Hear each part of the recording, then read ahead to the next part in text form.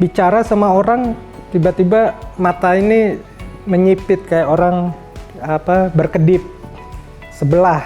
Jadi kayak orang main mata begitu ya, wajahnya ketarik.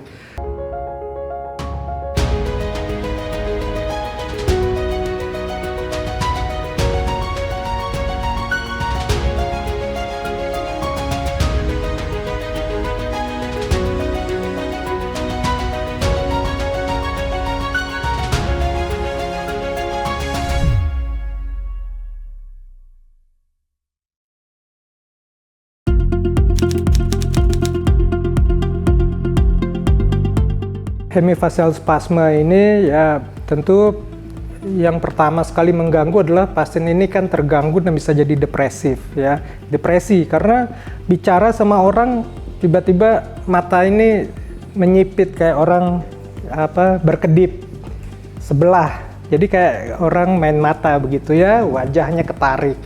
Tentu apalagi kalau dia bekerja yang menghadapi pelanggan. Tentu ini akan mengganggu sekali pekerjaannya seperti itu.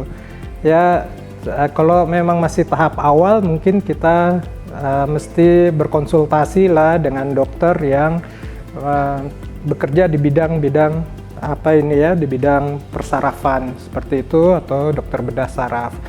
Tentu untuk menilai apakah ini hanya tik saja yang ringan, misalkan seperti itu hanya karena kelelahan otot saja, ataukah memang benar hemifacial spasme, atau mungkin ada sesuatu yang lebih serius, penyakit yang bisa menyebabkan gejala yang sama dengan kedutan wajah seperti multiple sclerosis atau bekas-bekas stroke yang tidak disadari oleh pasien. Tentu mesti kita bedakan semuanya. Periksa dulu untuk memastikan. Tapi ya untuk kalau misalkan masih tahap-tahap awal atau yang bisa dilakukan oleh pasien, tentu misalkan minum antioksidan kalau kayak gitu ya kan, seperti vitamin E, vitamin C ya untuk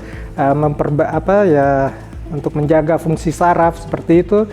Itu barangkali kalau di kepustakaan memang bisa memberi manfaat juga gitu.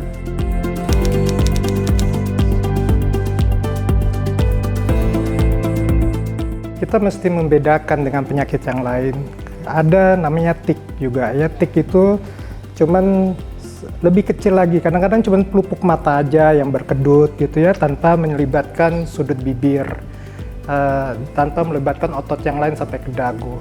Biasanya kadang-kadang ada orang yang terlalu emosional dan lelah ototnya, jadi kadang suka berkedut sendiri, tapi itu tentu lebih mudah mengobatinya karena dia cuma hanya sebagian dari otot saja, dari otot wajah yang terlibat, tidak selebar dari HFF atau hemifacial spasme.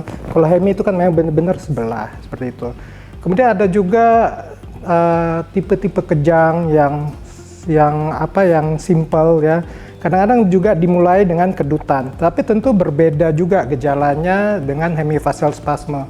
Kalau orang kejang itu kan sumbernya kan dari loncatan listrik yang di otak ya.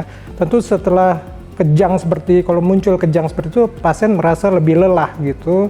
Dan kadang-kadang pasien tidak bisa diajak berkomunikasi. Tapi kalau ini kan orang berbicara seperti biasa aja kalau hemifacial spasme. Tapi kalau karena sebab seperti kejang atau epilepsi yang tipe simple yang wajah juga ikut kedutan, itu lebih susah dia berbicara dan lebih hebat itu kedutannya, dan pasien setelah berhenti itu merasa lebih lelah, lebih sulit diajak berkomunikasi.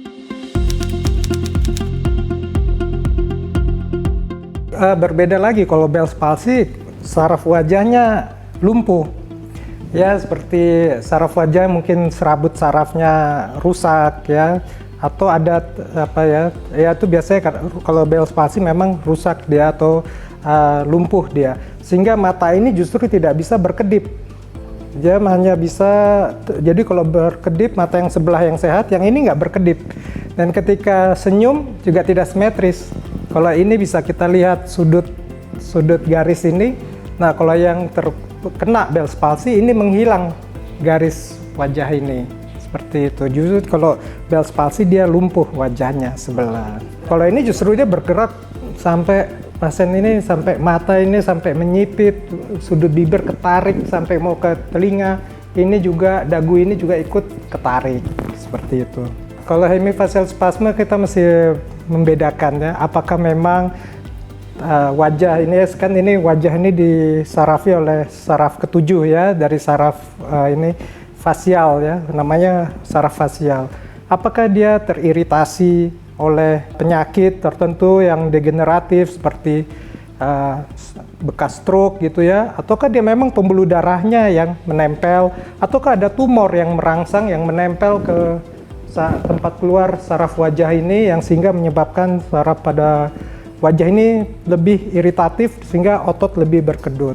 Kalau pada hemifacial spasme biasanya itu pembuluh darah yang di bagian belakang dekat-dekat batang otak itu menempel dengan wajah. Jadi saraf di wajah ini jadi terangsang oleh pembuluh darahnya sehingga jadi otot ini berkedut tanpa perintah dari pasiennya sendiri.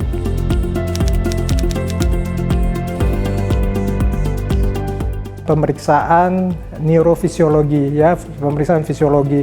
Kita melihat apakah ketika pemeriksaan elektromiografi kita tusuk otot di sini, kemudian merekam kontraksi otot di komputer, pasien suruh tenang, terus habis itu ternyata tanpa ada perintah apapun dengan tenang berkedut, terekam di otot. Terus kita pindahkan lagi ke otot yang lain ke sini, ternyata memang dia semua berkedut, ya kan. Kemudian juga kita lakukan pemeriksaan, misalkan lateral spread, ya kan, itu merangsang saraf wajah ini kan banyak ke seluruh wajah ya, semua sebelah ini. Misalkan kita rangsang di bagian satu saja, satu serabut saja, misalkan begitu ya. Kita rekam di sini, kita beri rangsangan listrik kecil, sini berkedut. Ya, itu karena memang serabut sarafnya yang di sini. Kita pindahkan misalkan ke sudut bibir, kita beri rangsangan listrik kecil juga. Di sini berkedut, tapi ternyata sini sebenarnya bukan cabangnya untuk daerah sudut bibir, tapi ikut berkedut juga. Jadi bisa jadi dia memang kayak korslet begitu kabelnya. Kita pindahkan lebih jauh lagi ke arah sini, ke arah dagu. Kita beri rangsang untuk daerah sini juga, ini pun ikut berkedut. Tentu ini sangat spesifik sekali, jadi ini kita membuktikan. Tentu juga dibandingkan lagi dengan MRI. Tentu MRI yang mungkin potongannya khusus untuk melihat daerah batang-batang otak atau daerah otak-otak kecil. Apakah ada pembuluh darah yang menempel? Apakah ada tumor yang di situ yang menekan saraf wajah, saraf fasialis? Ataukah memang batang otaknya ternyata ada perlukaan bekas stroke atau ada bekas pendarahan? Seperti itu ya, tentu kan berbeda tata laksananya, seperti itu.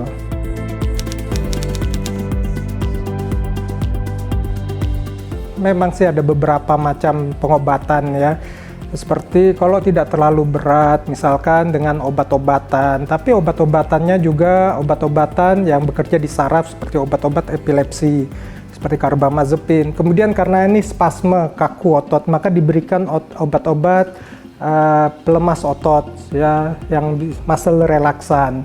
Terus habis itu obat-obat yang bekerja di otak, di sentral langsung, yang menghambat zat neurotransmitter supaya otot ini jangan terlalu berkedut ya, seperti clonazepam, seperti itu ya obat-obat yang diberikan.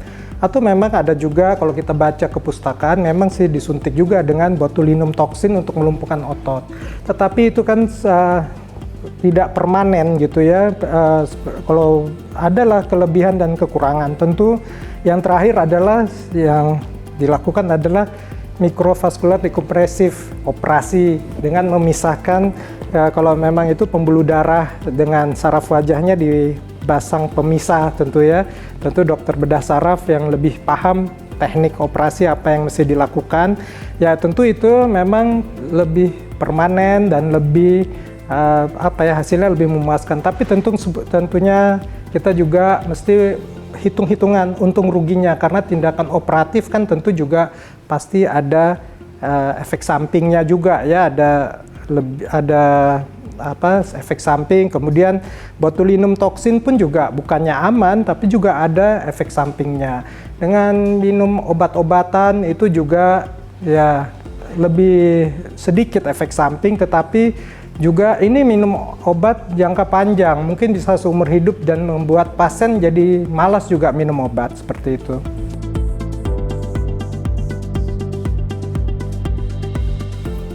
Operasi itu kan tentu tindakan invasif ya, yang bahayanya tentu lebih besar. Tapi tentu sekarang kan kita dibantu dengan teknologi, tidak dokter bedah. Kalau saya ikut ke dalam timnya dokter bedah itu, mereka kan operasi sekarang juga tidak mata telanjang. Dibantu dengan mikroskop, sehingga pembesaran lebih detail, bisa dilihat ini pembuluh darahnya, ini sarafnya. Itu satu. Tidak operasi zaman dulu dengan mata telanjang.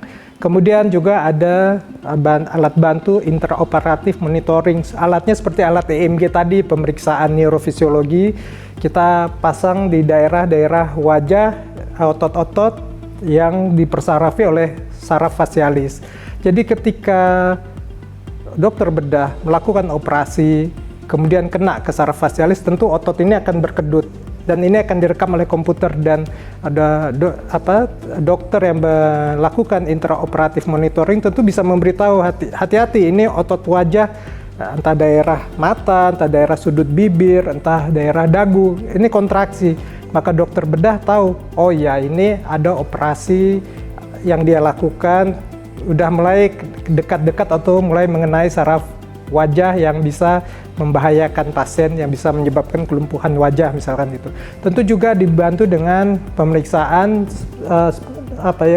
brain auditory evok response. Jadi pasang kop, walaupun pasien sudah dibius, dipasang headphone, kemudian diberi rangsang suara tik tik tik tik tik tik seperti itu ya. Dan itu kan tetap otak tetap bekerja walaupun pasien dalam keadaan terbius. Dengan ada suara itu, batang otak juga akan tetap bekerja. Jadi ketika ada kena daerah batang otak atau daerah-daerah yang dekat-dekat dengan saraf gitu ya, dia tiba-tiba gelombangnya hilang ya, seperti gelombang-gelombang untuk merekam fungsi otak itu. Kalau dia ketekan, dia akan hilang. Ataupun misalnya terjadi pendarahan, gelombang itu akan hilang. Dan dokter yang memantau itu memang mesti memberitahu segera, wah ini gelombang hilang, dan dia mesti hati-hati daerah situ, atau dia melepas atau melepaskan tekanan kalau memang ada seperti itu. Ya seperti itulah, memang itulah usaha yang bisa dilakukan oleh dokter ya untuk mencegah efek-efek samping dari tindakan operatif ini.